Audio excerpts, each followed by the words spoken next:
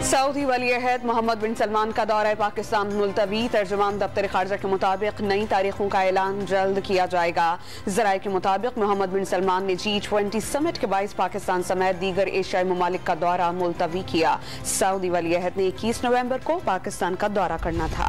Army chief general Qamar Javed Bajwa ने Lahore garrison का दौरा किया। ISPR के मुताबिक आर्मी चीफ ने यादगार शहदा पर फूलों की चादर चढ़ाई और फातिहा ख्वानी की। आर्मी चीफ ने बाद में Lahore garrison institute for special children का इफ्तिताह भी किया। मर्जी का आर्मी चीफ चाहिए, ना ही कोई जज आर्मी चीफ मेरिट पर बनाना चाहिए। लंदन में बैठा चोरों का टब्बर सिक्योरिटी के सबसे अहम ओहदे सिपाही सालार का फैसला कर रहा है। शरीफ खानदान इसलिए लोगों को लेकर आते हैं कि उनके लिए गलत काम करेंगे। इमरान खान का लाला मूसा में लॉन्ग मार्च के शुरका से वीडियो लिंक के जरिए खिताब। केन्या पुलिस अरशद शरीफ के टारगेट किलिंग में मुलव्वस 4 में से एक शूटर ने तहकीकाती टीम के सामने बयान देने से इनकार कर दिया। अफसर तक रसाई ना देना अजीब बात है। 3 शूटर्स के बयानात में शदीद तजाद है। DGFIA मोहसिन हसन भट्ट की अमरीकी नशरियाती इदारे से गुफ्तगू।